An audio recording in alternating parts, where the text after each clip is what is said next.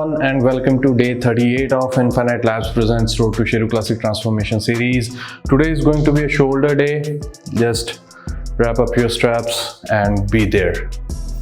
Let's start the day 38 of shoulder training with the first one that we always do, shoulder presses with the dumbbell shoulder presses. So लेकिन उससे पहले हम cardio रखेंगे. Cardio हमारा जो आगे चलता आ रहा है कार्डियो वही है 15 मिनट्स ऑफ ट्रेडमिल वॉक और incline treadmill walk, whatever suits you. चाहे वो रनिंग के पैटर्न्स हैं जो हमने स्टार्टिंग में रखे थे वो भी आप कर सकते हैं.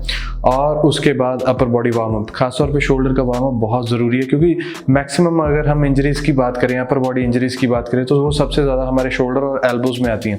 सो इट्स गुड कि हम पहले एक अच्छा वार्म अप करें और उसके बाद हल्का फुल्का जो हमारा बैंडेड वार्म अप है वो तो होगा ही होगा साथ में, लेकिन आप लेटरल रेजेस के और फ्रंट रेजेस के कुछ लाइट वेट सेट्स को आप इंक्लूड कर सकते हैं ताकि कि अच्छे से शोल्डर को हम वार्म अप कर सकें, ब्लड फ्लो इंक्रीज कर सकें ताकि इंजरीज कम से कम हों. सो लेट्स स्टार्ट करते हैं हम डंबल शोल्डर प्रेसेस के साथ. इसके 4 सेट हैं लेकिन they all are all out और इस बार हम अराउंड 30 kgs तक गए हैं अपने शोल्डर वर्कआउट में. और सबसे इम्पॉर्टेंट चीज़ जो है कि मसल एंड माइंड कनेक्शन और इम्प्रूव हो रहा है day by day as my diet is doing consistent, right, training is consistent, सब कुछ कंसिस्टेंट चल रहा है. तो एक लिफ्टिंग कैपेबिलिटी है वो काफ़ी बढ़ चुकी है और हम 30 kgs शोल्डर डंबल प्रेसेस तक आ चुके हैं, 30 kgs ऑन बोथ साइड्स. तो इसमें हमने स्टार्टिंग से बात करें तो पहला सेट ही हमने बिल्डअप सेट लिया है, उसके बाद दोनों सेट्स हमने थोड़े हैवी रखे हैं और उनमें अपना 90% तक फेलियर अचीव करने की कोशिश की और थर्ड एंड फाइनल सेट में हमने अपना 100% फेलियर अचीव किया है जो कि रेप रेंज 10 to 12 में था.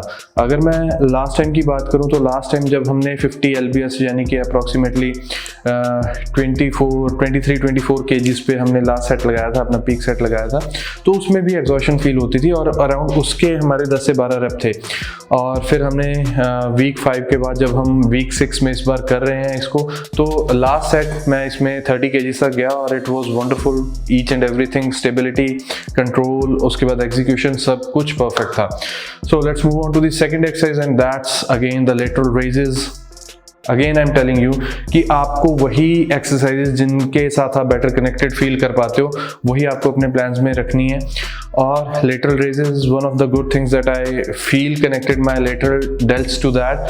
तो इसके हमने 3 सेट रखे हैं और तीनों के तीनों में हमने इंटेंसिटी को बढ़ाने के लिए drop set pattern add on किया है. मींस एक हैवी वेट उठा के उसके 10 से 12 रेप, उसके बाद एक लाइटर वेट पे हमने उसके भी 10 से 12 रेप इंक्लूड किए हैं ताकि इंटेंसिटी बढ़ाई जा सके. इसकी रेप रेंज हमने अराउंड 18 to 20 रेप्स की रखनी है इंक्लूडिंग द ड्रॉप सेट. तो अगेन इंटेंसिटी पहले से बड़ी होनी चाहिए, एग्जीक्यूशन कंट्रोल्ड होना चाहिए, तभी आप एक प्रोग्रेशन में जा पाओगे. Let's move on to the third exercise and that's rope front raises. Rope पे हमने फ्रंट रेजेस लगाए हैं और अगेन इसमें हमने पहला सेट बिल्डअप लेना है बिकॉज हम काफ़ी टाइम बाद ये एक्सरसाइज इंट्रोड्यूस कर रहे हैं.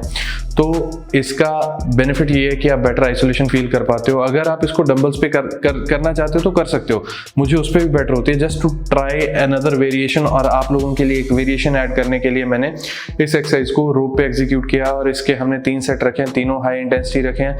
लेकिन पहला हमने बिल्डअप सेट रखा है इसमें, लेकिन वो भी हम ये नहीं बोल सकते कि हमने as a warm up set रखा है, नहीं, it was also with a good weight and good intensity. तो रेप रेंज इनमें हमने 10 से 15 की रेप रेंज को तीनों सेट्स में कवर करने की कोशिश की है. लास्ट सेट में अराउंड 10 से 12 की रेप रेंज है लेकिन पहले दोनों सेट्स में हमारी रेप रेंज 12 से 15 थी. और अगर आपको ये एक्सरसाइज परफॉर्म करनी है और आगे जितने भी आपके यहाँ से बिल्डअप रहेगा बाकी आपकी ट्रांसफॉर्मेशन का, जिस पे भी आप बेटर फील कर पाओ कनेक्टेड, चाहे वो डंबल फ्रंट रेजेस हैं चाहे वो रोप फ्रंट रेजेस है, जिसमें भी आप बेटर फील कर पाओ आप उसको कंटिन्यू कर सकते हो.